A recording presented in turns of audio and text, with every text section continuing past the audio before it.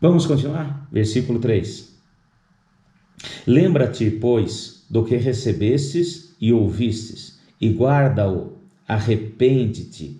Mas, se não vigiares, virei sobre ti como um ladrão, e não saberás a hora que sobre ti virei. Olha aqui. Lembra-te. Então aqui nós vamos ver 3 coisas importantes, tá certo? Olha só. Lembra-te do que recebeste, do que ouviste e guarda-o. Então, nós devemos lembrar do que nós ouvimos, guardar e arrepender. 3 coisas muito importantes. Então, olha só, lembrar do que nós ouvimos, tá certo? Guardar, não adianta lembrar, guardar no coração e arrepender, arrependimento. Então ele está falando por uma igreja que estava estagnada, começou bonito, mas depois caiu na estagnação. E esses 3 pontos são muito importantes. Aqui o verbo está no imperativo presente. O que quer dizer isso? Está falando de uma ordem e ação contínua. Tá certo? Então nós devemos que lembrar sempre do que nós ouvimos, da boa nova, da palavra, da salvação.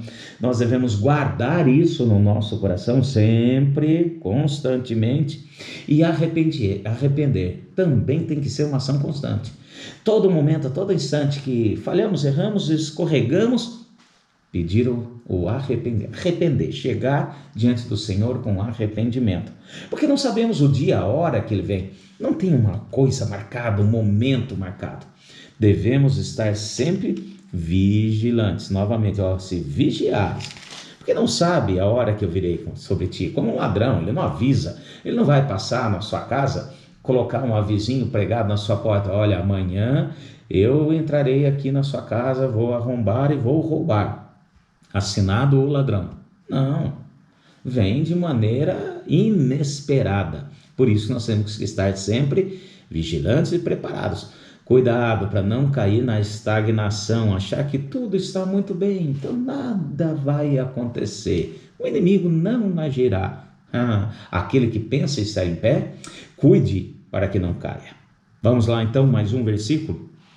Versículo 4. Mas também tens em Sardes algumas pessoas que não contaminaram as suas vestes e comigo andaram com vestidos de vestiduras brancas, pois são dignas. Vemos aqui novamente a doutrina do remanescente, que é muito clara em toda a Escritura.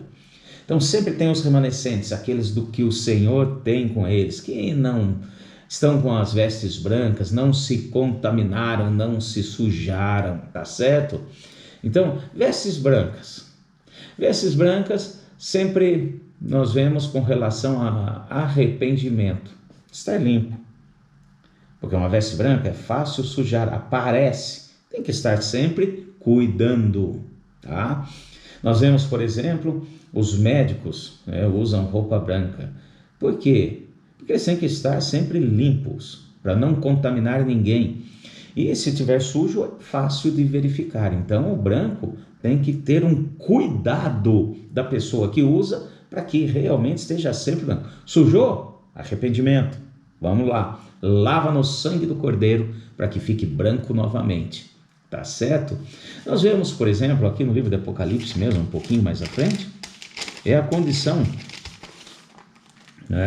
no capítulo 21, versículo 27, e não entrará nela, falando a Jerusalém celeste, e não entrará nela coisa alguma impura, nem o que pratica abominação ou mentira, mas somente os que estão escritos no livro do Cordeiro, com vestes brancas. Então, aqui nós vemos a palavra do Senhor falando a respeito disso. E o versículo 5. O que vencer será vestido de vestes brancas, o vencedor, aquele que vai entrar. De maneira nenhuma arriscarei o seu nome do livro da vida, mas confessarei o seu nome diante do meu Pai e diante dos seus anjos.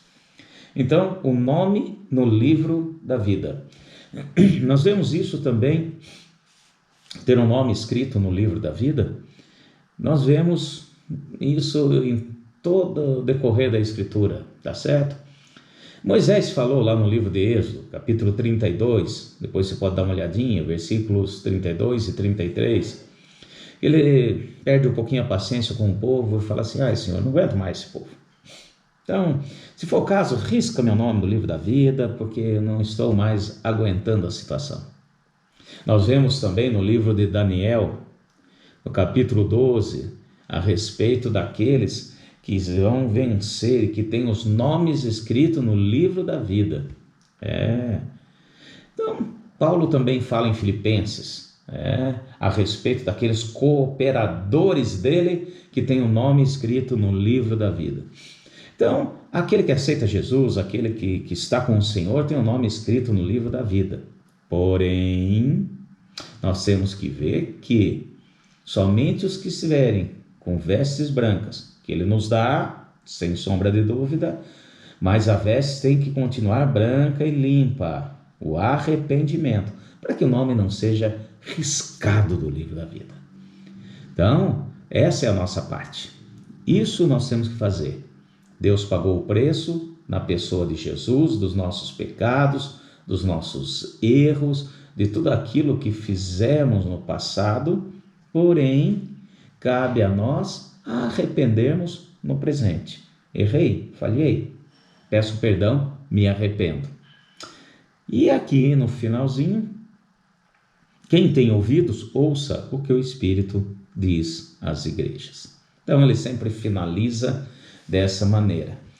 E precisamos lembrar do ponto principal dessa carta, desse período, e é para as nossas vidas hoje.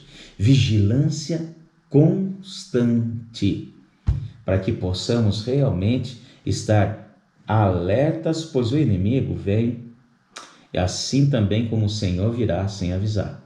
E não podemos achar que o inimigo não vai nos atacar. Vai, precisamos estar sempre alertas. Bom, eu peguei uma relação daquilo que aconteceu nesse período, quero estar passando rapidamente para vocês. Então aqui os principais acontecimentos nesse período, quer dizer, o período que remete a essa carta na cronologia da igreja, de 1500 a 1700. Olha só, um resumão aqui. 1517, Lutero publica as 95 teses, inicia a reforma, vamos trazer o bonde de volta ao trilho. 1519, Zwinglio, pastor de Zurique, inicia a reforma na Suíça. 1534, Henrique VIII separa de Roma e torna-se o líder supremo da igreja na Inglaterra. Olha quanta coisa aí acontecendo. 1536, João Calvino publica as Institutas da Religião Cristã, criando assim o calvinismo. 1545, a Igreja Romana cria a Contra-Reforma, equiparando a tradição com a Bíblia. 1559, John Knox lidera a reforma na Escócia. 1572, o rei Carlos IX, gente, isso aqui foi terrível, e sua mãe Catarina de Médici ordena o massacre de todos os protestantes na França.